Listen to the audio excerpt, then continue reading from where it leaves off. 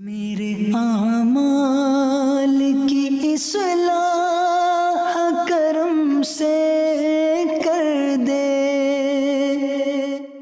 الحمدللہ رب العالمین والصلاة والسلام علی خاتم النبیین، اما بعد فاعوذ باللہ من الشیطان الرجیم، بسم اللہ الرحمن الرحیم۔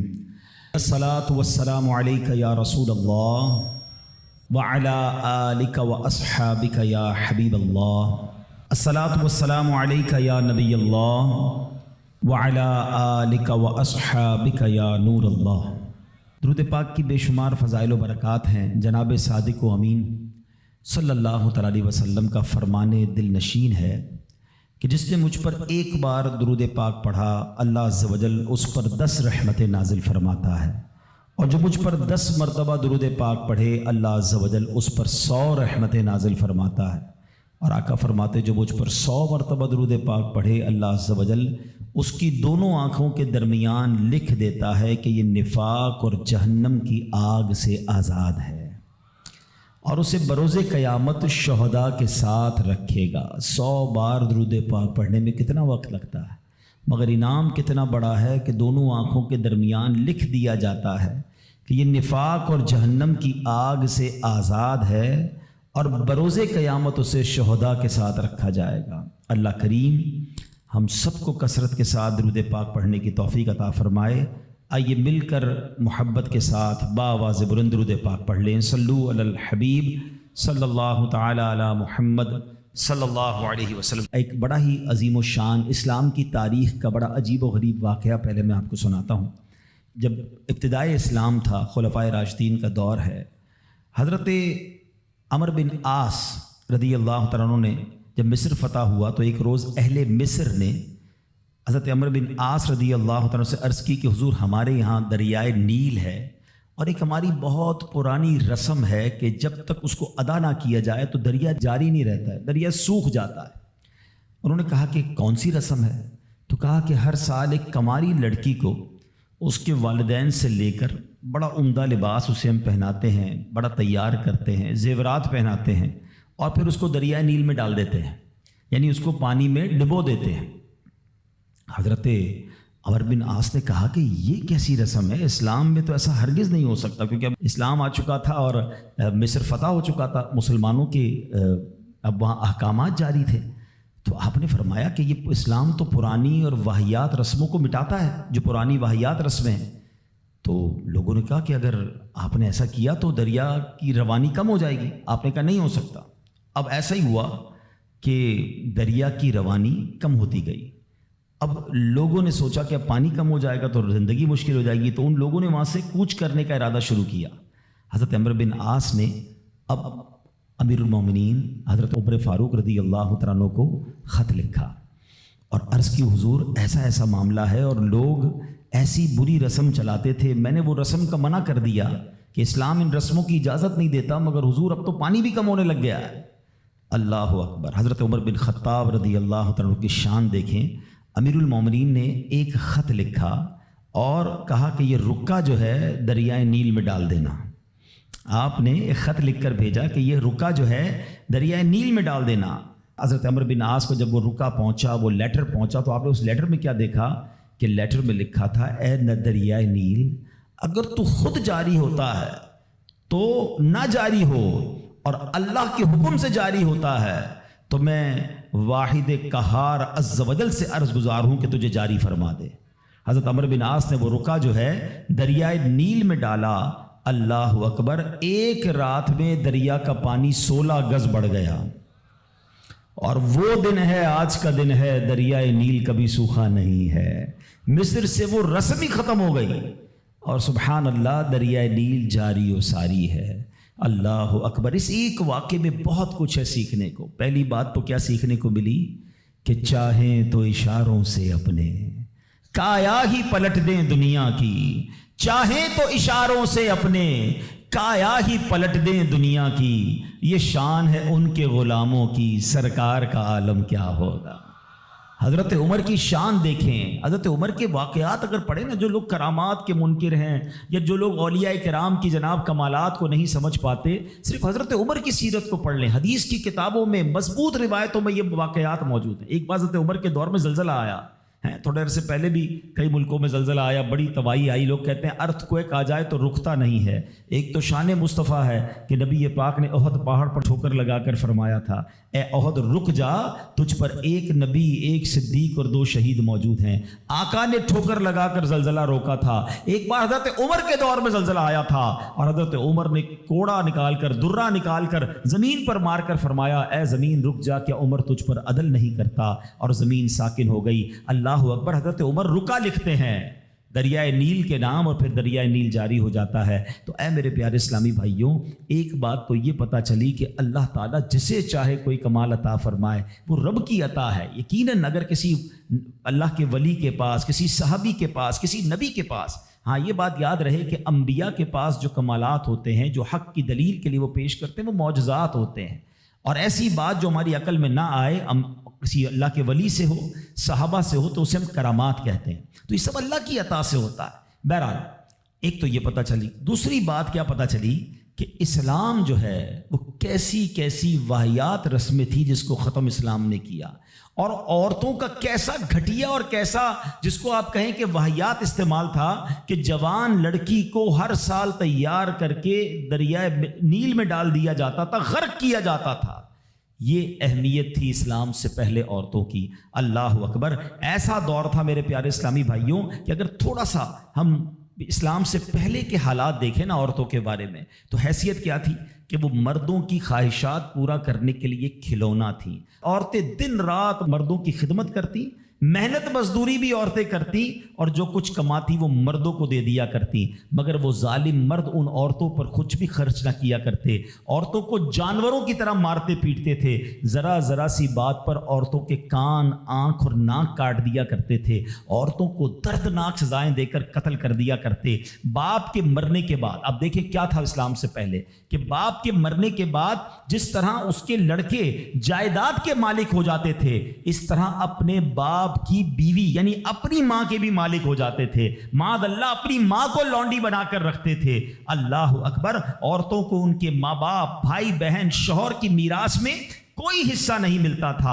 عورتیں کسی چیز کی مالک نہیں ہوتی تھیں۔ عرب کے بعض قبیلوں میں تو یہ ظالمانہ دستور تھا کہ بیوہ ہو جانے کے بعد عورتوں کو گھر سے باہر نکال کر ایک چھوٹے سے تنگ اور تاریب جھونپڑے میں 1 سال کے لیے قید رکھا جاتا۔ کھانے پینے اور تمام ضرورتیں وہ اسی جھونپڑے میں پوری کیا کرتی تھیں۔ بہت سی عورتیں گھٹ گھٹ کر مر جاتی، جو زندہ رہ جاتی تو 1 سال بعد ان کے دامن میں اونٹ کی مینگنیاں ڈالی جاتی اور ان کو فورس کیا جاتا کہ کسی جانور کے بدن سے اپنے بدن کو رگڑیں۔ پھر اسی گندی حالت میں پورے شہر پر ان کا چکر لگایا جاتا تھا، اور گویا یہ اعلان ہوتا تھا کہ اس عورت کی اب عدت ختم ہو گئی ہے۔ اللہ اکبر۔ ایسی ایسی رسمیں تھیں، ایسے رواج تھے۔ عورتیں بلبلاتی، روتی، تڑپتی، مگر ان عورتوں کے زخموں پر کوئی مرہم رکھنے والا نہیں تھا، کوئی فریاد سننے والا نہیں تھا۔ اللہ اکبر۔ 12 ربیع الاول کی صبح صادق کے وقت کائنات میں ایک ایسا نور جلوہ گر ہوا، ایک ایسی شخصیت آئی جہاں جس نے جہالت کے اندھیروں کو ختم کیا، وہاں ساری دنیا کی عورتوں کے لیے ایک ایسے دکھ کا مداوع بن کر آئے۔ نبی پاک علیہ الصلوۃ والسلام ایسے احکامات لے کر آئے، اتنی پیاری شریعت اور مذہب لے کر آئے جس میں اللہ کے دین نے عورتوں کو ایسا مقام عطا کیا کہ سبحان اللہ، عورتوں کی قسمت کا ستارہ چمک اٹھا۔ اسلام کی بدولت ظالم مردوں کے ظلم و ستم سے کچلی اور روندی ہوئی عورتوں کا درجہ اس قدر بلند ہوا کہ عورت معاملات زندگی اور موت کے ہر مرحلے پر عورت کو باوقار مقام حاصل ہوا۔ مردوں کی طرح عورتوں کے بھی حقوق جو ہے وہ بیان کیے گئے، عورتوں کی حفاظت کے لیے احکام خداوندی نازل ہوئے، عورتوں کو مالکانہ حقوق مل گئے، عورتیں اپنے مہر کی رقموں، اپنی تجارتوں، اپنی جائیدادوں کی مالک بنا دی گئیں، اپنے ماں باپ، بھائی بہن، اولاد اور شوہر کی میراثوں کی وارث قرار دی گئیں. الغرض وہ عورتیں جو مردوں کی جوتیوں سے بھی زیادہ ذلیل و خوار تھیں, انتہائی مجبور و لاچار تھیں, وہ مردوں کے دلوں کا سکون اور ان کی گھروں کی ملکہ بن گئیں. چنانچہ قرآن مجید صاف صاف لفظوں میں خواتین کے, عورتوں کے حقوق بیان کرتے ہوئے ارشاد فرماتا ہے, بسم اللہ الرحمن الرحیم, خلق لکم من انفسکم ازواجا لتسکنوا الیہا وجعل بینکم مودۃ ورحمہ. قرآن کہتا ہے تمہارے لیے تمہاری جنس سے جوڑے بنائے کہ ان سے آرام پاؤ اور تمہارے آپس میں محبت اور رحمت رکھی. اب کوئی مرد نہ عورتوں کو مار پیٹ سکتا ہے, نہ ان کو گھروں سے نکال سکتا ہے, اور نہ کوئی ان کے مال و اسباب یا جائیدادوں کو چھین سکتا ہے, بلکہ ہر مرد پر مذہبی طور پر عورتوں کے حقوق ادا کرنے لازم ہیں. اللہ اکبر. گویا اسلام نے ظلم کا دروازہ بند کر دیا, کبھی ماں کے روپ میں, کبھی بیٹی کے روپ میں, کبھی بہن کے روپ میں, تو کبھی زوجہ کے روپ میں. اللہ اکبر. عورت کو ایک ایسا مرتبہ عطا فرما دیا کہ عورت کسی بھی روپ میں ہو, جب بھی اس کے جناب حقوق تلف کیے جائیں گے, نا انصافی کی جائے گی, اسلام وہاں پر اپنا کردار ادا کرتا ہے. اسلامی قوانین سامنے آتے ہیں, عورتوں کے حقوق بیان کیے جاتے ہیں. آؤ سب سے پہلے بات کرتے ہیں بیٹی کی. کتنی بڑی نعمت اسلام نے قرار دی, مگر آپ جانتے ہیں اسلام سے پہلے بیٹی کا حال کیا ہوتا تھا؟ اللہ اکبر. بیٹی کی پیدائش کو شرمندگی سمجھا جاتا تھا. کسی کے یہاں بیٹی پیدا ہو جائے وہ لوگوں کے سامنے آتا نہیں تھا, کئی مہینے تک چہرہ نہیں دکھاتا تھا. یعنی وہ سمجھتا تھا کہ میری بہت بڑی ذلت ہو گئی ہے کہ میرے یہاں بیٹی ہو گئی. اللہ اکبر. بیٹیوں کو زندہ درگور کیا جاتا تھا, بیٹی کو بھی مار دیا جاتا اور بیٹی کی وجہ سے اس کی ماں کو مار دیا جاتا تھا. اللہ اکبر. قرآن کیا کہتا ہے؟ سبحان اللہ. کیسا پیارا مذہب ہے, کتنا شاندار ہمارا دین ہے. اللہ کا کلام کہتا ہے وَإِذَا بُشِّرَ أَحَدُهُمْ بِالْأُنثَىٰ ظَلَّ وَجْهُهُ مُسْوَدًّا وَهُوَ كَظِيمٌ. قرآن کہتا ہے جب ان میں کسی کو بیٹی ہونے کی خوشخبری دی جاتی ہے تو دن بھر اس کا منہ کالا رہتا ہے. يَتَوَارَىٰ مِنَ الْقَوْمِ مِنْ سُوءِ مَا بُشِّرَ بِهِ, اور وہ غصہ کھاتا ہے اور لوگوں سے چھپتا پھرتا ہے اس بشارت کی برائی کے سبب سے. اللہ اکبر. ایمسکہ علی ہون ام یدسہ فی التراب, کیا اسے ذلت کے ساتھ رکھے گا یا اسے مٹی میں دبا دے گا. الا ساء ما یحکمون. ارے بہت ہی برا حکم لگاتے ہیں. اللہ اکبر. اب جناب ہوتا کیا تھا کہ بچیوں کو زندہ دفن کیا جاتا, مگر اس معاشرے میں ایسے لوگ بھی تھے جن کو اللہ نے کیسا نرم دل دیا تھا. حضرت صعصع, سنیے گا, حضرت صعصع بن ناجیہ رضی اللہ تعالیٰ عنہ کا معمول کیا تھا کہ وہ خود کہتے ہیں نبی پاک کی بارگاہ میں آ کر, حضور میں دیکھتا تھا کہ جب کسی کو گھر میں بچی پیدا ہوتی تھی اور اس کو وہ دفنانے کا ارادہ کرتا تھا, میں اس کے گھر جاتا, کہتا کچھ پیسے لے لو, بچی مجھے دے دو, دفنانا نہیں, میں اس کی کفالت کروں گا. کہتے حضور 360 بچیوں کو میں نے دفن ہونے سے بچایا, لیکن ایمان نہیں لایا تھا. 2 اونٹنیاں دی, 10 اونٹنیاں دی, بعض اوقات میں نے حاملہ 10 اونٹنیاں دے کر اور ایک اونٹ فدیہ دے کر بچیوں کو بچایا. حضور کیا میرے اس زمانے کا وہ عمل مجھے کوئی اجر دے گا؟ ایمان تو نہیں لایا تھا مگر یہ نیکی کر کے آیا ہوں. اللہ کے حبیب نے کتنا پیارا جواب دیا, فرمایا اجر تو تمہیں مل گیا نا, تم ایمان لے آئے. دیکھو اس نیکی کے سبب تمہیں اسلام مل گیا. اور سنو, ہم تو یہ کہیں گے صرف اسلام نہیں ملا بلکہ وہ تو صحابی بھی بن گئے. اللہ کے نبی کے دور میں ایمان لے آئے نا, پیارے آقا کی صحبت اختیار کر لی تو اللہ نے ایمان بھی دیا, صحابی بھی بنا دیا. لیکن میرے پیارے اسلامی بھائیوں, ایسا حال تھا کہ بچیوں کو پھینک دیا جاتا تھا.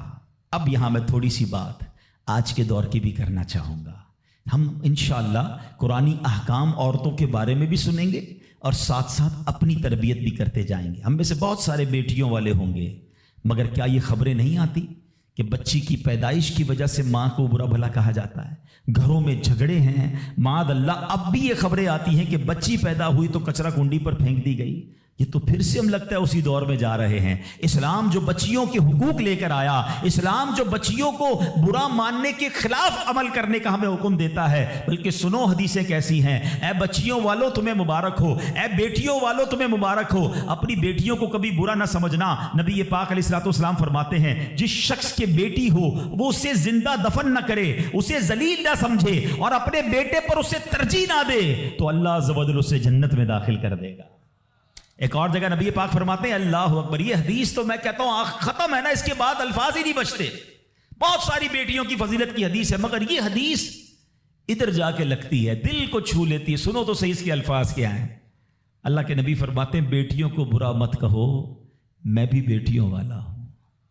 हाय हाय, ख़त्म हो गई ना बात है। अल्लाह के नबी ने सल्लल्लाहु अलैहि वसल्लम ने अपनी निस्बत बेटियों की तरफ फरमाया, मैं भी बेटियों वाला हूँ। बेशक बेटियाँ तो बहुत मोहब्बत करने वालियाँ, गम गुसार और बहुत ज़्यादा मेहरबान होती हैं। एक और हदीस सुनो, नबी पाक फरमाते हैं जो शख्स 3 बेटियों या बहनों की इस तरह परवरिश करे कि उनको अदब सिखाए। अब इस्लाम यहाँ पर न सिर्फ बेटियों का दर्स दे रहा है, ऐ बहनों वालों तुम्हें भी मुबारक हो, बहनों को हकीर न समझना, ये उन लोगों के लिए भी दर्स है। इस्लाम जब नहीं आया था ना तो बहनों के हुकूक नहीं थे, उनको कोई विरसे में हक नहीं देता था, बहनों की शादियां नहीं करवाते थे। मगर आज भी कुछ कबाइल सुना है ऐसे हैं, आज भी बदबख्त कुछ लोग ऐसे हैं जो बहनों के हक दबा लेते हैं। अरे बहनें तो गमगुसार होती हैं, बहनें तो भाइयों का मान होती हैं, अरे बहनें होती हैं तो घर में रौनक होती है। अरे बहनों को इज्जत दिया करो, बहनों को प्यार दिया करो। और आज जो बहनों का हक दबाते हैं, आज जो बहनों को जलील करते हैं, न करना। हमारा इस्लाम बहनों से मोहब्बत का दर्स देता है। सुनो बेटियों वालों और बहनों वालों, अल्लाह के हबीब क्या फरमाते हैं सल्लल्लाहु तआला अलैहि वसल्लम, मेरे नबी का फरमान है कि जिसकी 3 बेटियां या बहनों की इस तरह परवरिश करे, उनको अदब सिखाए, उनसे मेहरबानी का बर्ताव करे, यहां तक कि अल्लाह अज़्ज़ व जल उससे बेनियाज कर दे, यानी उनका निकाह हो जाए, तो अल्लाह ताला उसके लिए जन्नत वाजिब फरमा देता है। ये इरशाद सुनकर एक हदीस, एक साहबी खड़े हो गए। साहबा के सवाल भी बड़े कमाल के होते थे। यकीन करो हमारे बहुत सारे काम सीधे जो है ना, हमारे लिए बहुत सारी आसानियां सहाबा के सवालात ने कर दी। अब हो सकता है यहाँ मेरा कोई भाई ऐसा बैठा हो जिसकी 3 बेटियां ना हो, हैं, वो कहता है मेरी तो 2 हैं। साहबी ने सवाल किया, हुजूर अगर 2 लड़कियों की परवरिश करे तो इरशाद फरमाया उसके लिए भी यही अजर व सवाब है। रावी फरमाते हैं यहाँ तक कि अगर एक बेटी का भी लोग जिक्र करते तो नबी पाक उसके बारे में यही फरमाते। मगर एक रिवायत और भी मौजूद है कि एक साहबी ने खड़े होकर कहा, हुजूर अगर किसी की एक बेटी हो, अल्लाह के नबी ने फरमाया एक बेटी हो तो भी जन्नत वाजिब हो जाती है। बेटियों पर शिकायत, बेटियों पर मुंह चढ़ाते हो, बेटियों पर लड़ाई करते हो, अल्लाह अकबर, ये तो जन्नत में जाने का टिकट है।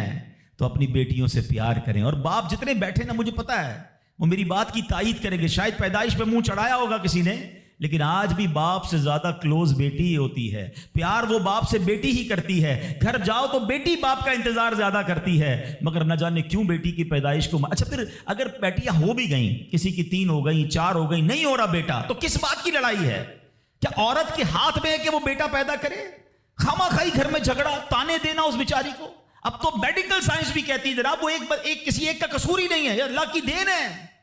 लेकिन खामाखाई किसी एक औरत पर जो है वो हंगामा करके ना जाने उसकी दिल आजारी का सामान करते हैं। ना करें ऐसा, मैं आपको हदीस सुना रहा हूं। और इस्लाम औरतों के हुकूक की शानदार अंदाज से बयान करता है। अल्लाह के नबी अलैहिस्सलातु वस्सलाम फरमाते हैं जब किसी के यहाँ लड़की पैदा होती है, सुनो, घर पे मेहमान आए तो अच्छा लगता है ना, और कोई बड़ा अहम मेहमान आ जाए, कोई बड़े बुजुर्ग आ जाए तो कितना खुश हो जाते हैं आप। कई ऐसे बुजुर्ग होंगे, कई ऐसे उलमा होंगे, कोई ऐसी शख्सियत ज़रूर होगी जिसको आप अपने घर बुलाना चाहते होंगे, मगर आप सोचते होंगे यार वो मेरे घर कैसे आएगा, बहुत बड़ा आदमी है, बड़ा मसरूफ शख्स है, पसंद तो मुझे बहुत है मगर मैं घर नहीं बुला सकता। सुनो, जब तुम्हारे घर बेटी आती है तो पता है कौन मेहमान आता है? अल्लाह के नबी फरमाते हैं जब किसी के यहाँ लड़की पैदा होती है तो अल्लाह अज़्ज़ व जल फरिश्तों को घर भेजता है। हाँ, आपके घर फरिश्ते आते हैं और क्या कहते हैं? फरिश्ते आकर कहते हैं ऐ घर वालों तुम पर सलामती हो। फिर फरिश्ते इस बच्ची को अपने परों के साए में लेते हैं, उसके सर पर हाथ फेरते हुए कहते हैं ये कमजोर सी जान है जो एक कमजोर जान से पैदा हुई है। जो शख्स इस कमजोर जान की परवरिश की जिम्मेदारी लेगा तो कयामत तक मदद खुदा इसके शामिल हाल रहेगी। तो अब कभी भी बेटियों पर ज्यादती नहीं होने देनी। हाँ, बेटियों की दुआएं लो, बेटियों की खिदमत करो। और ऐ भाइयों जिनकी बहनें हैं, हमारा इस्लाम बहनों से मोहब्बत का दर्स देता है। यकीन करें बहनों की दुआएं भाई को बहुत ऊपर ले जाती हैं। खुश नसीब है वो भाई। अच्छा, हमारे एक और निज़ाम पता है क्या है कि जब तक माँ बाप के साथ रह रहे हैं तो चले भाई बहनों में प्यार है। अब भाई बहनों में शादी हो गई, सबकी शादियां हो गई और माँ बाप चले गए, तो अब नॉर्मली लोग अपनी बहनों को इग्नोर करते हैं। अब यार मैं तो अपनी बीवी को देखूंगा, अपने बच्चों को देखूंगा, अपनी कमाई को देखूंगा। नहीं, अब भाई का काम है कि वो वालिद का किरदार अदा करे, बहनों को ये एहसास दिलाए कि तुम्हारे माँ बाप चले गए हैं मगर तुम्हारे भाई जिंदा हैं, हर मुश्किल में तुम्हारे भाई तुम्हारे साथ खड़े होंगे। कभी बहनों को ये रियलाइज मत कराना कि वो अकेली कहीं किसी प्रॉब्लम में हो, तो वो अकेले में सोचे कि मेरे माँ होती तो मैं किससे माँ से बात कर लेती, बाप होता तो मैं बाप से कह देती, भाई को क्या कहूँ वो तो सुनता ही नहीं है ऐसे भाई आज भी कि बहनें उन्हें अपना दुख भी शेयर नहीं करती हैं, बल्कि भाइयों को पड़ी ही नहीं है बहन किधर गई। یہ مت کرنا. اگر تم اپنے ماں باپ کی روح خوش کرنا چاہتے ہو نا تو بھائی بہن جڑ کے رہو, بھائی بہنوں میں پیار رکھو. یہ پیسہ سب کچھ نہیں ہے. ارے جو کچھ میرے پاس ہے اگر میرا بھائی بہنوں پہ خرچ ہو جائے تو اس سے اچھی کیا چیز ہے. یہ یاد رکھیں, جو سوشل میڈیا پہ ہزاروں فرینڈ بنائے بیٹھے نا کہ میرے 5000 فرینڈ تو میرے 10,000 فرینڈ, کسی دن بستر پر پڑو گے نا اسپتال میں تو اس بستر کے کنارے تمہیں تمہارے بھائی بہن ہی نظر آئیں گے. وہ سوشل میڈیا والا تمہارا جو سارے دن چیٹنگ جس کے ساتھ واٹس ایپ پہ لگے ہوئے ہو نا گروپ میں, کوئی نظر نہیں آئے گا. جب تمہارے گھر میں کوئی بچے کا پرابلم ہوگا, آدھی رات کو اگر تمہارے گھر کوئی آ کے تمہیں دلاسا دے گا تو تمہارے بھائی بہن ہوں گے. میں کئی بار بیان میں ایک مثال دے چکا ہوں, چلو آج پھر دے دیتا ہوں, کاش یہ بات سمجھ آ جائے. یہ جو فیملی ہوتی ہے نا یہ تسبیح کی طرح ہوتی ہے, اور ہم نے دیکھا ہے کہ یہ جو ہے نا تسبیح کے اوپر والا حصہ یہ ماں باپ ہوتے ہیں. یہ ٹوٹ جائے نا, ماں باپ چلے جائیں, پوچھو ان سے جن کی ماں چلی گئی ہے, پوچھو ان سے جن کے والد چلے گئے ہیں. جب یہ چلے جاتے ہیں نا تو اپنے بھائی بہنوں کو جس طرح تسبیح کے دانے بکھرتے ہیں نا اس طرح بکھرتے دیکھا ہے. جب تک ماں باپ ہیں پہلے تو ان کی برکتیں لینا, اور جب یہ چلے جائیں نا تو یہ دانے بکھرنے مت دینا, جوڑ کے رکھنا اپنی فیملی کو. یہ فیملی یہی تو پیار ہے زندگی میں. تھوڑے سے پیسوں کے لیے بھائی بہن لڑتے ہیں, جائیداد کے لیے بھائی بہن لڑتے ہیں, تھوڑے کاروبار کے لیے لڑتے ہیں. ارے قربان کر دو, کوئی بات نہیں, بھائی کو تھوڑا زیادہ چلا جائے, بہن کے میری بہن کے گھر میں ہی جا رہا ہے نا, یہ تیرا ہے یہ میرا ہے, نہ کیا کرے. یہ گھر کی محبتیں آپ کو بہت ساری بیماریوں سے بچاتی ہیں. حدیث پاک میں آتا ہے جس کا مضمون ہے جو چاہتا ہے کہ اس کی زندگی میں اضافہ ہو جائے, عمر میں اضافہ ہو جائے, بری موت سے بچے, اسے چاہیے کہ وہ صلہ رحمی کرے. صلہ رحمی کیا ہے؟ اپنے رشتہ داروں کے ساتھ اچھا سلوک. اور رشتہ داروں میں the closest family member جو ہے وہ بھائی بہن ہیں, وہ ماں باپ ہیں, بیوی بچے ہیں. ارے ان کو چھوڑ کر دنیا سے محبتیں جتا رہے ہو؟ نہیں میرے پیارے اسلامی بھائیوں, تو اپنی بچیوں کے ساتھ اور اپنی بہنوں کے ساتھ بالخصوص اچھا سلوک کرنا. خوش نصیب ہے وہ بھائی جو بہنوں کا مان ہے, خوش نصیب ہے وہ جو والد جو اپنی بچیوں کے ساتھ اچھا برتاؤ کرتا ہے. اور میں نے خود دیکھا ہے, آپ نے بھی دیکھا ہوگا, میں نے دیکھا ہے, بلکہ میں نے ایک طرح سے انٹرویو لیا ہے ایک رشتہ دار کا کہ یار آپ کی 4 بیٹیاں ہیں 3 بیٹیاں ہیں. کہتا ہے یار جب سے بیٹیاں آئی ہیں پتہ نہیں رزق کدھر سے آ رہا ہے. بیٹیاں تو کیا آئی ہیں, اللہ نے رحمت کے دروازے کھول دیے ہیں, کیونکہ اس نے منہ نہیں چڑھایا. کچھ ہوں گے ایسے بیٹیوں والے جن کا ہاتھ تنگ ہوگا, تو غور کرو جب بیٹی ہوئی تھی تو شکر کیا تھا یا شکوہ کیا تھا؟ اللہ نے تو بھیجی تھی رحمت تمہارے گھر پہ, تم نے اس وقت بھی اللہ کو ناراض کیا, بیوی کو گالیاں دی, ہنگامہ کیا, اب کہتے ہو رحمت نہیں آ رہی. تم نے تو کتنی ناشکری کر لی. اگر تم سجدہ شکر ادا کرتے, اللہ کی بارگاہ میں راضی رہتے, اللہ بیٹیاں تو دیتا مگر تم پر رحمت کے اور دروازے بھی کھول دیتا. اور ہم نے دیکھا ہے لوگوں کے رزق کو بڑھتے ہوئے. تو کبھی بیٹی کی پیدائش پر آپ نے منہ نہیں چڑھانا ہے, ہاں نہ اپنی زوجہ کو تانے دینے ہیں, اور بیٹیوں کا خیال رکھیں, بہنوں کا خیال رکھیں. اور آگے چلتے ہیں اسی طرح. اچھا, نبی پاک کا انداز اپنی بہن کے ساتھ کیا تھا؟ اللہ کے حبیب علیہ الصلوۃ والسلام کی ایک دودھ شریک بہن تھی, حضرت شیما, رضائی بہن تھی نبی پاک کی. اب پیارے آقا کس طرح ان کے ساتھ برتاؤ کرتے تھے کہ ایک بار آپ علیہ الصلوۃ والسلام کی بارگاہ میں جو بہن حاضر ہوئی نا تو نبی پاک ان کی تشریف آوری پر کھڑے ہو جایا کرتے, اپنی بہن کی آمد پر ان کی دل جوئی فرماتے, ان پر خوب نوازشیں فرماتے. ایک بار پیارے آقا علیہ الصلوۃ والسلام نے اپنی مبارک چادر بچھائی اور اپنی بہن سے پتہ ہے کیا کہتے ہیں؟ مانگو تمہیں عطا کیا جائے گا, سفارش کرو تمہاری سفارش قبول کی جائے گی. بہن جانے لگی تو نبی پاک نے ایک لونڈی یعنی ایک اس کو خادمہ بھی دے دی اور 2 اونٹ بھی عطا فرما دیے. اچھا, اپنی بیٹی کے ساتھ کیا برتاؤ ہے نبی پاک کا؟ بیٹیوں کو جو ڈیگریڈ کرتے ہیں. سنو, خاتون جنت بی بی فاطمہ رضی اللہ تعالیٰ عنہ جب نبی پاک کی بارگاہ میں آتی, آقا کھڑے ہو کر استقبال کرتے, اپنی بیٹی کے ہاتھ کو نبی پاک چوما کرتے, کبھی ماتھے پر بوسہ دیتے. پیارے آقا اپنی جگہ اپنی بیٹی کو بٹھایا کرتے. اور یہی انداز خاتون جنت کا بھی تھا کہ جب نبی پاک خاتون جنت کے پاس جاتے وہ کھڑی ہو جاتی اور نبی پاک کا استقبال کرتی, پیارے آقا کے ہاتھوں کو بوسہ دیتی, اپنی جگہ نبی پاک کو بٹھاتی. یہ پریکٹیکلی نبی پاک نے بتایا کہ بہن کے ساتھ برتاؤ کیا ہے, بیٹی کے ساتھ برتاؤ کیا ہے. اب آؤ ہماری زندگی کا ایک بہت اہم ساتھی ہے جس کو ہم سفر کہا جاتا ہے. اسلام بیوی کے بارے میں کیا درس دیتا ہے؟ یہ بھی بڑا پرابلم ہے. اچھا, بعض اوقات لوگ اپنی شاید والدہ سے, میں سے ابھی ماں کی بات سب سے آخر میں کروں گا, اور فیملی ممبر سے اب بھی بہت پیار کر رہے ہوتے ہیں, مگر بعض اوقات بیوی کو بڑا ڈیگریڈ کرتے ہیں. ہم شاید بھول گئے ہیں کہ ہماری زندگی کا بہت بڑا حصہ جس کے ساتھ گزرا ہے. میں بیان میں پہلے بھی کہہ چکا ہوں, کبھی سوچا آپ نے, ایک تو اللہ نے آپ کا اس کو ساتھی بنایا, اور ہم اس کے ساتھ بعض اوقات زیادتی کرتے ہیں. ہم کاروبار میں تکلیف میں ہوں, ہم باہر کسی ٹینشن میں ہوں, کسی بندے سے کسی بات کوئی بری لگ گئی, سارا غصہ آ کر اب بندے نے اپنی زوجہ پہ نکالنا ہے, کیونکہ وہ بیچاری تو کچھ نہیں کہہ سکے گی. پہلے کے زمانے جاہلیت میں بھی یہی تھا کہ عورتوں کو پیر کی جوتی سے زیادہ ذلیل سمجھا جاتا تھا. مگر کیا آج بھی کچھ گھرانوں میں ایسا نہیں ہے؟ آج تک میں ویسے سوال کرتا ہوں, شاید غالب گمان ہے کہ جو یہاں ازواج والے, زوجہ والے بیٹھے, شادی شدہ بیٹھے, ہماری زوجہ کی شاید ہر دعا میں ہم ہوتے ہیں. ہم اپنی بیوی کے لیے کتنی دعا کرتے ہیں, غور کیجیے. حالانکہ میں نے دیکھا ہے کہ جن کی شریک حیات دنیا سے جاتی ہے نا, وہ لوگوں کو میں نے ٹوٹتے بھی دیکھا ہے. تو ایسا نہ کریں.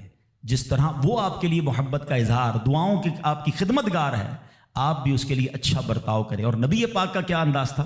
میں تو آج اسلام کی, شریعت کی, اللہ کے نبی کی بات کرنے آپ کے سامنے آیا ہوں. اللہ کے حبیب علیہ الصلوۃ والسلام سے سوال کیا گیا کہ حضور آپ کو دنیا میں سب سے زیادہ پسند کون ہے؟ پوری کائنات میں آپ کو سب سے زیادہ پسند کون ہے؟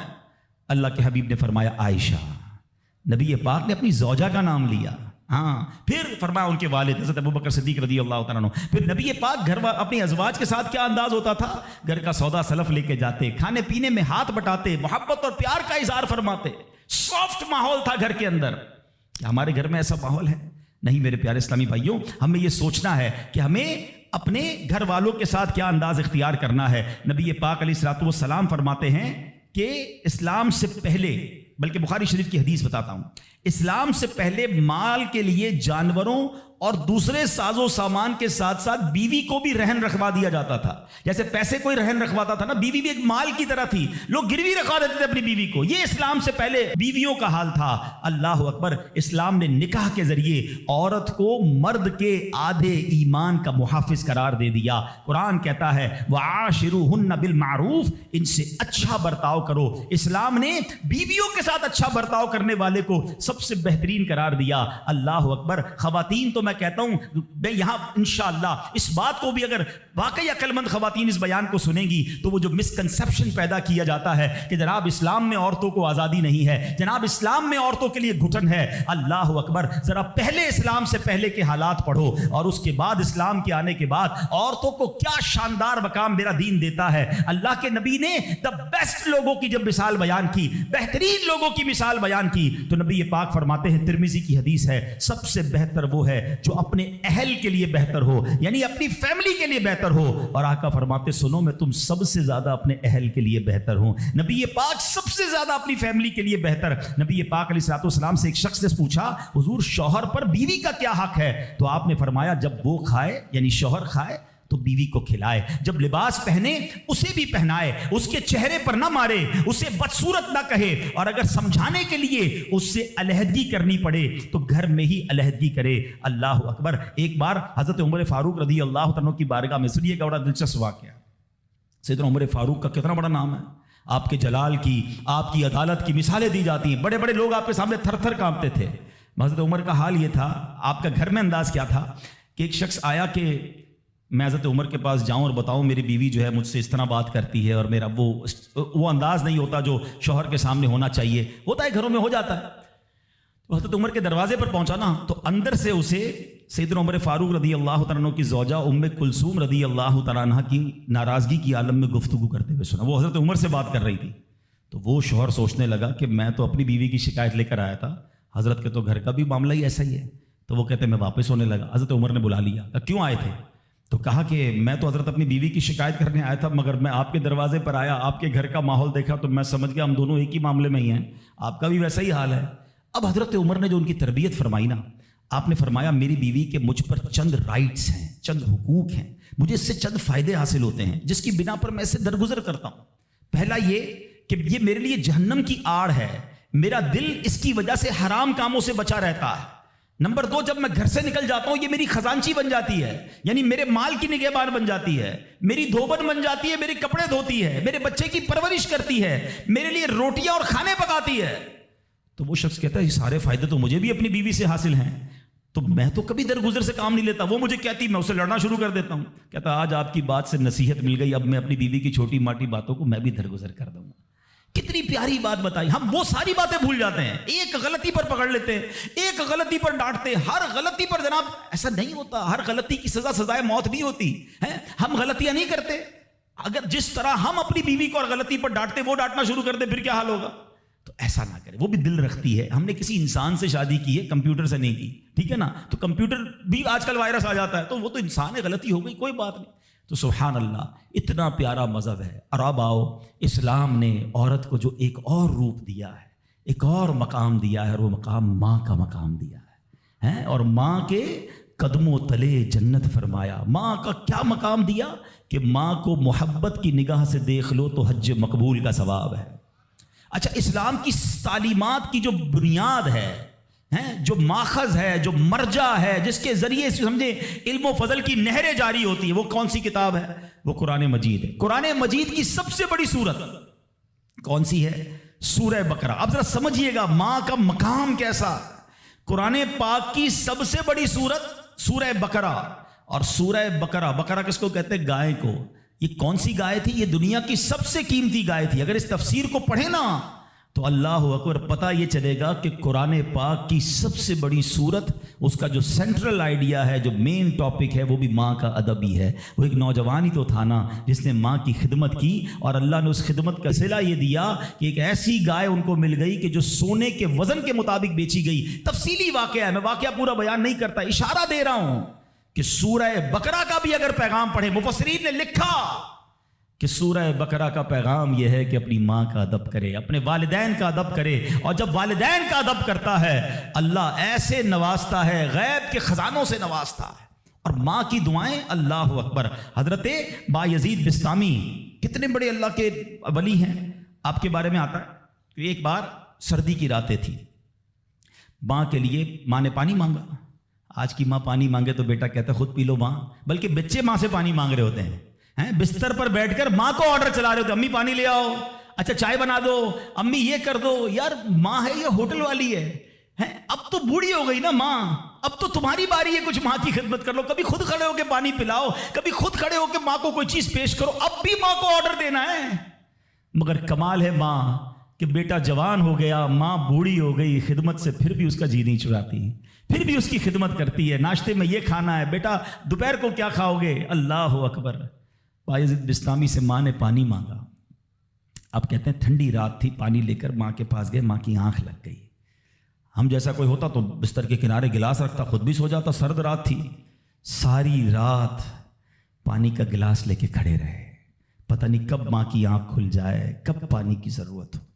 جب ماں کی آنکھ کھلی نا تو پانی تھوڑا سا نا آپ کی انگلیوں پر لگ گیا تھا, تو وہ برف بن گیا تھا. اتنی ٹھنڈی رات تھی کہ پانی برف بن گیا تھا. تو اب ماں نے جب پانی مانگا نا تو جب گلاس کو ڈیٹیچ کیا, گلاس کو الگ کیا نا, تو خون نکلنے لگا چمڑی سے. تو ماں نے کہا کہ بیٹا یہ کیا ہوا؟ ماں نے خون بہتا دیکھا تو ساری بات بتائی کہ ماں اب میں پانی لے کر آیا, آپ آرام کر رہی تھی, میں کھڑا رہا, اب آپ نے پانی مانگا تو برف بن گیا تھا. تو ماں نے کیا کہا, اے اللہ میں اس سے راضی ہوں, تو بھی اس سے راضی ہو جا. ماں کی دل سے دعا لگی نا, وہ بایزید بستامی بن گئے. وہ اللہ کے ولیوں میں بہت بڑا مقام انہوں نے حاصل کر لیا. دیکھیں, اچھا آپ ہو سکتا ہے کسی کو شیطان سوال تو دماغ میں ڈال ہی دیتا ہے نا کہ یار ٹھیک ہے میری ماں بھی تو دعائیں دیتی ہے. دیکھیں ایک ماں تو ماں ہی ہوتی ہے, ماں کو تنگ کرو پھر بھی عموماً اس کی زبان سے دعا ہی نکلتی ہے. ایک دعا وہ ہے کہ آپ ماں سے کہیں اور وہ ماں دعا دے. ایک دعا وہ ہے کہ آپ کہیں نا ماں کو, خدمت ایسی کریں کہ ماں کے دل سے دعا نکلے. ہاں آپ کو بغیر بتائے آپ کا والد آپ کو دعا دے, آپ کی ماں آپ کو دعا دے. وہ دعا جو ہے نا, ہاں کتابوں میں لکھا کہ والدین کی دعا اولاد کے حق میں قبول ہوتی ہے. ہاں اگر دل سے دعا نکلے نا تو ماں باپ دعا دے دے, اور وہ بھی دل سے دعا دے دے, پھر تو کیسا مرتبہ ہے. اور سبحان اللہ, ماں باپ کے بارے میں کتابوں میں یہاں تک لکھا کہ بیٹا باپ کے ساتھ ایسے رہے جیسے غلام آقا کے ساتھ رہتا ہے. تو اور باپ سے زیادہ خدمت کا حق کس کو کہا گیا؟ وہ ماں کو کہا گیا. تو آپ سوچیں کہ ماں کے کتنے حقوق بیان کیے اسلام نے. تو مبارک ہو ان خواتین کو. ماشاءاللہ ہمارا اسلام کس کس موقع پر عورت کے کیسے حقوق بیان کرتا ہے.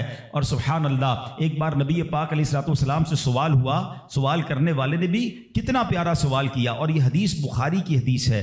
اللہ کے نبی علیہ الصلوۃ والسلام سے عرض کیا, حضور میرے حسن اخلاق کا سب سے زیادہ حقدار کون ہے, کون ڈیزرونگ ہے, سب سے زیادہ مجھے کس کے ساتھ حسن اخلاق کرنا ہے. حدیث کا خلاصہ نبی پاک نے فرمایا تیری ماں. پھر پوچھا حضور اس کے بعد سیکنڈ, فرمایا تیری ماں. کہ حضور اس کے بعد, فرمایا تیری ماں. 3 بار. پھر کہ حضور اس کے بعد, فرمایا تیرا والد. اچھا اب یہاں یہ حدیث تو پوری ہو گئی, مگر سبحان اللہ, اچھا کوئی نارمل آدمی حدیث, جو لوگ کہتے ہیں نا بھائی کسی مفتی صاحب کی کیا ضرورت ہے, تفسیر کی کیا ضرورت ہے, خود ہی قرآن پڑھ لو, خود ہی حدیث پڑھ لو. آج کے دور میں کوئی نارمل آدمی حدیث پڑھے تو خدا نہ خواستہ اس کا رزلٹ کیا لے گا, چلو بھائی اب والد کو پوچھنا ہی نہیں ہے, 3 بار ماں کا فرمایا نبی پاک نے, ماں کی خدمت کرو, ابا کو ڈالو سائڈ پہ. نہیں, اب اس کی انٹرپریٹیشن پڑھنا ضروری ہوگی, اب اس کی تفسیر اور اس کی شرح پڑھنا ضروری ہوگی. اللہ اکبر. علماء کی شان دیکھیں. پہلے تو علماء نے یہ ڈیبیٹ کیا کہ نبی پاک نے 3 بار ماں کیوں کہا, 1 بار والد کیوں کہا. کیونکہ اللہ کے نبی کی زبان سے جب بھی جو نکلا وہ حق نکلا, وہ ایسی فضول کوئی بات نہیں ہوتی. ہر بات جو ہے وہ بڑی لاجیکلی, بڑی ڈیٹیلڈ, اور اللہ اکبر وہ اللہ کی طرف سے عطا ہوتی ہے. سیدی اعلیٰ حضرت فرماتے ہیں نا, وہ دہن جس کی ہر بات وحی خدا, چشمہ علم و حکمت پہ لاکھوں سلام, وہ زبان جس کو سب کن کی کنجی کہیں, اس کی نافذ حکومت پہ لاکھوں سلام. علماء کہتے ہیں 3 بار جو ماں کہا ہے نا, ایسے ہی نہیں کہا. ماں کے بچے پر 3 احسان ہیں. نمبر 1, ماں بچے کو پہلے 9 ماہ اپنے پیٹ میں پالتی ہے, اس کی جسم میں کتنی تبدیلیاں ہوتی ہیں, کتنی تکلیفیں وہ اٹھاتی ہے. نمبر 2, جب پیدائش ہوتی ہے, رائٹ دا ٹائم آف پیدائش, وہ بالکل موت کے قریب سے ہو کر آتی ہے, شدید درد اور ایسی کیفیت ہو جاتی ہے کہ کئی لوگ دنیا سے چلے بھی جاتے ہیں. اور تیسری ماں مہربانی کیا کرتی ہے کہ اپنے بچے کو پھر پالتی ہے. فرمایا ماں 3 احسان کرتی ہے بچے پر, اس لیے 3 بار ماں کہا. اور ان تینوں احسانوں میں والد ایک احسان کرتا ہے, وہ بچے کو پالتا ہے, اس لیے 1 بار والد کہا. سبحان اللہ, ایک ایک لفظ حکمت بھرا ہے. اب علماء کہتے ہیں اس حدیث کا مطلب یہ ہوگا کہ عزت والد کی زیادہ کرے گا اور خدمت ماں کی زیادہ کرے گا, یعنی والد کا بھی احترام ہے. اللہ اکبر, یہ ہماری شریعت ہے. تو سبحان اللہ, آج میرے جو بیان کا موضوع ہے کہ اسلام عورت کا کیسا مقام بیان کرتا ہے, ہر روپ میں عورت کے حقوق کو جو ہے وہ سیف کرتا ہے, اس کے حقوق کو بیان کرتا ہے اور اس پر ظلم و ستم سے بچاتا ہے. تو سبحان اللہ, ہم یہاں جتنے بھی بیٹھے ہیں, کسی کے گھر میں بیٹی ہوگی, کسی کے گھر میں بہن ہوگی, کسی کے گھر میں زوجہ ہوگی, کسی کے گھر میں ماں ہوگی. ان تمام روپ میں ہمیں خواتین کے ساتھ اچھا برتاؤ کرنا ہے. اور اب جو مجھے مائیں سن رہی ہیں, میں ان سے بھی عرض کروں گا کہ اگر ماں باپ نیک ہوں تو اولاد پر اس کا کتنا خوبصورت اثر پڑتا ہے. شیخ عبد القادر جیلانی 5 سال کی عمر ہے, مدرسے جاتے ہیں, قاری صاحب نے کہا پڑھو بسم اللہ, آپ نے بسم اللہ الرحمن الرحیم پڑھ کر زبانی 18 پارے سنا دیے. قاری صاحب حیران ہیں, پہلی بار بچہ مدرسے آیا ہے, 18 پارے کیسے یاد کر لیے؟ کہا اور بھی تو پڑھو نا. کہا اتنے یاد ہیں. کہا کہاں سے یاد کیے؟ کہ میری ماں 18 پاروں کی حافظہ تھی, میں ماں کے پیٹ میں تھا, وہ تلاوت کرتی تھی, میں پیٹ میں قرآن یاد کر لیتا تھا. اچھا, یقیناً غوث پاک کی کرامت ہے, یہ آج کے دور میں پاسبل, ایسے ہم جیسے لوگوں کے لیے پاسبل نہیں نظر آتا. لیکن ایک بات تو ہے نا کہ وہ تلاوت کرتی تھی, دودھ پلاتے وقت تلاوت کرتی تھی. سیدہ فاطمہ رضی اللہ تعالیٰ عنہ کے بارے میں بھی آتا ہے کہ خاتون جنت حسنین کریمین کو جب دودھ پلاتی یا جھولا دیتی تھی, انہیں قرآن سناتی تھی. آج ہم کیا کرتے ہیں, چھوٹے بچے کو بھی موبائل پکڑا دو, ہر کھلونے میں میوزک, اسٹارٹ سے ہی اس کو میوزک کا عادی ہم بنا رہے ہیں. تو میری مائیں, میرے بھائی, اگر آپ اپنے بچوں کو نیک دیکھنا چاہتے ہیں تو غوث پاک کی سیرت سے سیکھو کہ ماں باپ نیک تھے, اللہ نے اولاد کو کیسا بنا دیا. تو اگر میں اور آپ چاہتے ہیں, آج بیان تو ہو رہا ہے نا کہ ماں کے ایصال ثواب کرنا ہے, ماں کی خدمت کرنی ہے, لیکن بچے کو دین کے قریب لاؤ گے تو آپ کی خدمت کرے گا نا. آج کل تو دنیا کے اتنا حوالے کر دیا ماں باپ نے کہ بعد میں خود اپنے بچوں سے ڈر لگ رہا ہوتا ہے. ارے باپ رے باپ, میرا بچہ بڑا آفیسر ہے, میرا بچہ بڑا ڈگری ہولڈر ہے, وہ فلاں ادارے میں کام کرتا ہے, اس کو برا لگ جائے گا. ارے تف ایسی اولاد پر جس سے ماں باپ بات کریں تو انہیں ڈر لگے کہ بیٹے کو برا لگ جائے گا. اپنے بیٹے کو دیندار بناؤ, انشاءاللہ اگر آپ کا بیٹا صحیح معنوں میں دیندار بن گیا, عالم بنا, مفتی بنا, یا بے شک اچھی کتابیں پڑھ کر, قرآن و حدیث پڑھ کر اچھا مبلغ بن گیا, اس بیٹے کو ڈر لگے گا کہیں ماں باپ کو برا نہ لگ جائے. یہ فرق ہوتا ہے. بچہ دین سیکھے تو اب بچہ ماں باپ کا ادب کرتا ہے. تو بہرحال اگر ہم چاہتے ہیں کہ ہماری اولاد ہماری زندگی میں بھی ہماری فرما بردار رہے اور ہمارے مرنے کے بعد بھی ہمارے لیے صدقہ جاریہ بنے, تو ہمیں خود بھی نیک بننا ہوگا اور اپنے بچوں کو نیک ماحول سے وابستہ کرنا ہوگا. سبحان اللہ. غوث پاک رضی اللہ تعالیٰ کی سیرت کو دیکھیں. ماں کو کہتے ہیں ماں بغداد جانا ہے. کیوں جانا ہے؟ گھومنے پھرنے نہیں, علم دین سیکھنے. کیسی ماں تھی؟ آپ کہتی بیٹا جاؤ, اب محشر کے دن ملاقات ہوگی. یہاں تو 3 دن کے قافلے میں لوگ نہیں بھیجتے اپنے بچوں کو, آپ پکنک کے لیے بھیج دیں گے دوستوں کے ساتھ. ہم نے دیکھا کچھ لوگوں کے بچوں دین کی طرف آنے لگے, ان کو روکا, اور بعد میں وہی بچہ جب نشے اور برے کاموں میں پڑ گیا تو باپ سر پکڑ کے بیٹھا ہے کہ یار میں نے دین سے تو دور رکھا, اب ایسی صحبت مل گئی کہ بچہ ہی ہاتھ سے چلا گیا. اپنے بچوں کو اب تم دعوت اسلامی کے مدنی ماحول میں یہ اجازت بھی مل گئی ہے کہ والد اپنے بچے کو خود مدنی قافلے میں بھی لے کر آ سکتا ہے. پہلے ہم نے ایک ایج لمٹ رکھی تھی, مگر والد یا بڑے بھائی کے لیے اجازت ہے کہ اپنے چھوٹے بیٹے کو یا چھوٹے بھائی کو بھی وہ مدنی قافلے میں لائے. تو اپنے بچوں کو مدنی قافلے میں خود لے کر آئیں. آپ آئیں گے تو وہ بھی آ جائیں گے. 3 دن 12 دن 30 دن یہ تربیت ہوگی ان کی, اور وہ جتنی نیکی کی طرف جائیں گے اتنا انشاءاللہ آپ کی فرما برداری کی طرف آئیں گے, آپ کے لیے صدقہ جاریہ بنیں گے. تو سبحان اللہ, غوث پاک کی والدہ نے روکا نہیں بلکہ کہا جاؤ بیٹا محشر میں ملاقات ہوگی. مگر نصیحت کیا کی؟ ہر حال میں سچ بولنا. اور سبحان اللہ کیسا سچ بولا تھا. ڈاکو نے حملہ کیا تھا نا, سارا مال بھی واپس کر گئے اور ڈاکو توبہ بھی کر گئے. کیوں؟ کہ آپ نے ڈاکوؤں کے سامنے بھی سچ بولا. سچی زبان سے جو بات نکلتی ہے نا وہ اثر رکھتی ہے. تو یہ ماں کی تربیت تھی نا. تو اللہ پاک ہم سب کو اپنے ماں باپ کا ادب بھی نصیب فرمائے, اور جو ماں باپ مجھے سن رہے ہیں اللہ کرے کہ ہم اپنے بچوں کی اچھی تربیت کرنے میں بھی کامیاب ہو جائیں. آپ بچوں کی اچھی تربیت کریں, وہ زندگی میں بھی آپ کے لیے دعائیں کریں گے. ہاں آپ کو پتہ ہے بچہ جس کا نمازی ہو, کیا پیارا دین ہے ہمارا. یقین کریں ماں باپ خالی بچے کو نیک بنا دیں, پھر دیکھو بچہ آپ کے لیے کیسا کام کرے گا. آپ دیکھیں ہر نماز میں بلکہ ہر قاعدہ آخیرہ میں وہ آپ کے لیے دعا کرتا ہے. اور کیسے دعا کرتا ہے؟ قبلہ رو با وضو بیٹھ کر. کیا کہتا ہے؟ ربنا اغفر لی ولوالدی وللمؤمنین یوم یقوم الحساب. فجر پڑھ رہا ہے, 2 دوبارہ آپ کے لیے دعا کی. اور کس حالت میں کی؟ با وضو قبلہ رو بیٹھ کر. ظہر پڑھ رہا ہے, سنتوں میں دعا کی, فرض میں دعا کی, پھر سنتوں میں دعا. اب کیلکولیٹ تو کرو, اگر میں کچھ نہ کروں, اپنے بچے کو زندگی میں 5 وقت کا پابند نمازی بنا دوں, میرے مرنے کے بعد بھی وہ نماز پڑھتا رہے, ارے نہ ہے میری قبر پر روز نماز پڑھے گا, اتحیات میں بیٹھے گا, دعا کرے گا اللہ میرے ماں باپ کی بخشش فرما دے. کتنا خوبصورت مذہب ہے ہمارا, کتنا پیارا دین ہے. تو اے میرے پیارے اسلامی بھائیوں, آج یہ پیغام لے جاؤ, اولاد ایسی بنا کے جانا ہے کہ میرے زندگی میں بھی مجھے میرا بیٹا دعائیں دے, میری اولاد مجھے دعائیں دے, میری خدمت بھی کرے, اور مرنے کے بعد بھی میرے لیے صدقہ جاریہ کا باعث ہو. مگر وہ جب ہو سکے گا جب ہم خود نیک بنیں گے, اپنے بچوں کو نیک بنائیں گے. اور سبحان اللہ یہاں پر دعوت اسلامی کا ماحول ہمارے سامنے ہے, جو خواتین کے لیے بھی رہنمائی کے لیے خوبصورت پروگرام رکھتا ہے. ہماری بہنوں کے لیے مدرسے موجود ہیں, جامعۃ المدینہ موجود ہیں, اسلامی بہنوں کے اجتماعات موجود ہیں, ہمارے اسلامی بھائیوں کے ہفتہ وار ویکلی اجتماعات وہ موجود ہیں. قرآن سے محبت کیجئے, قرآن سیکھیے تو صحیح کہ کیسے پڑھنا ہے, تو خود بھی اور اپنے بچوں کو بھی قرآن پڑھائیے. تو اب جو بڑے ہو گئے ہیں, دعوت اسلامی دیکھیں کتنا پیارا پلان رکھتی ہے کہ جو بچے ہیں وہ مدرسہ المدینہ جو بچوں کے اس میں داخلہ لے لیں, اور جو بڑے ہیں جو مدرسوں میں دن میں نہیں جا سکتے, جاب کرتے ہیں, کاروبار کرتے ہیں, تو آپ کی آسانی کے لیے تقریباً کراچی کی مسجدوں میں, بلکہ اگر مجھے دنیا میں کہیں بھی سن رہے ہیں تو الحمدللہ دعوت اسلامی والوں سے رابطہ کریں.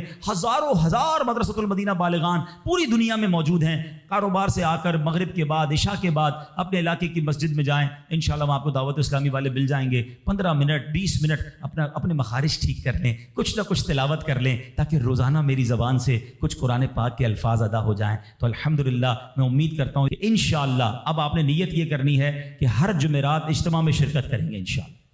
ٹھیک ہے نا. ہر ہفتے مدنی مذاکرے میں بھی کرم فرمائیں, اور اس کے ساتھ ساتھ مدرسۃ المدینہ بالغان اس کو تھام لیں. انشاءاللہ آپ دیکھیں گے کہ جب میں روز قرآن پاک پڑھوں گا, روز سیکھوں گا, میری زبان پر قرآن جاری ہوگا, تو میرے دل میں بھی قرآن کا نور آ جائے گا. اللہ کریم سے دعا کرتا ہوں, اللہ کریم جن کے والدین حیات ہیں ان کو درازی عمر بالخیر عطا فرمائے, جن کے ماں باپ چلے گئے ان کی بے حساب مغفرت فرمائے. میں ان بچوں سے گزارش کروں گا جن کے ماں باپ ان کے پاس ہیں, ان کے پاس وقت بتایا کرو, ان کی خدمت کیا کرو, ان کی پسند کی چیزیں کبھی کبھی ان کے لیے لے جایا کرو. ماں باپ بولتے نہیں ہیں, ہاں، ماں باپ نہیں بتاتے کہ ہمیں کیا کھانے میں پسند ہے یا کون سی چیز پسند ہے، ان سے پوچھا کرو. آج تک تو ہم نے ہی اپنی پسند بتائی ہے نا. امی مجھے یہ پسند ہے، کھانا بنا دو تو یہ والا شربت بنا دو. اپنی ماں سے پوچھو، ہیں اپنے والد سے پوچھو، اور کسی معلوم ہو جانا کبھی. اچھا ایک اور مزے کی بات، ماں باپ کبھی بھی مہنگی چیز نہیں بتائیں گے. کوئی پان وان کھانا ہوگا، کوئی شربت پینا ہوگا، کسی قسم کی کوئی آئس کریم کھانی ہوگی، کبھی کبھی ان کے لیے وہ کھانا لے جایا کرو. یقین کریں جن کے چلے گئے نا، اب ان کو اپنے ماں باپ کی وہ ساری باتیں یاد آتی ہیں، اور اب بات بھی کرنی ہوتی ہے تو قبرستان جانا ہوتا ہے. تو اگر تمہارے پاس تمہارے ماں باپ ہیں نا تو ان کے ساتھ بیٹھو، ان کی دعائیں لو. یہ وہ ہستیاں ہیں جن کو محبت سے دیکھو گے تو مقبول حج کا ثواب ہے. بعض اوقات کچھ لوگ اس سے وہ ہوتے ہیں نا کہ یار مجھے ویل چیئر چلانی پڑتی ہے تو مجھے دوائی کے لیے لے جانا پڑتا ہے، یا بعض اوقات کپڑے وپڑے دھلانے پڑتے ہیں یا واش روم لے جانا پڑتا ہے. تم لکی ہو، ہاں بھاگ جاگ گئے ہیں، ورنہ کئیوں کے ماں باپ نے تو موقع ہی نہیں دیا خدمت کا، وہ ہماری خدمت کرتے کرتے چلے گئے. اگر آج کسی بچے کو ماں باپ کی خدمت کا موقع ملا ہے نا، اور کبھی ایسا موقع ملے نا کہ آپ کے پیسے ماں باپ پر خرچ ہوں، تو سمجھ لو تمہارے بھاگ جاگ گئے. ارے انہوں نے ساری زندگی مجھ پر خرچ کیا اور اب میرے پیسوں کے نصیب جاگے کہ کچھ ماں باپ پر خرچ ہو جائیں. لیکن جب ماں باپ پہ خرچ کرنے کی باری ہوتی ہے تو ایسے بھی بدبخت ہیں جو کہتے ہیں یہ میرے ہیں تمہارے تھوڑی ہیں، میں نے کمائے ہیں. اللہ اکبر. سوچو جب میں پیدا ہوا تھا، آپ پیدا ہوئے تھے، ہم بے لباس تھے. میرا باپ کہتا تیرے پیسے کہاں ہیں، تو جان تیرا کام جانے دے. میں تو ننگا ہی رہ جاتا نا. اگر مجھے کھانا نہ کھلاتے، میری انگلی پکڑ کر نہ چلاتے، مجھے پڑھاتے نہ، لکھاتے نہ، مجھے سمجھاتے نہ، مجھے کھلاتے نہ، ایک ایک چیز والد اور والدہ نے ہم پر خرچ کی ہے. والدہ خدمت کرتے رہی، باپ پیسے خرچ کرتا رہا، اور جب ہماری باری آئی خدمت اور پیسے خرچ کرنے کی تو اب بوجھ کس بات کا. وہ ریٹرن تو دے ہی نہیں سکتے ہم جو انہوں نے ہم پر کیا. لیکن اگر موقع ملا ہے نا تو خدمت سے جی نہ چرانا. میرے اعمال کی اصلاح کرم سے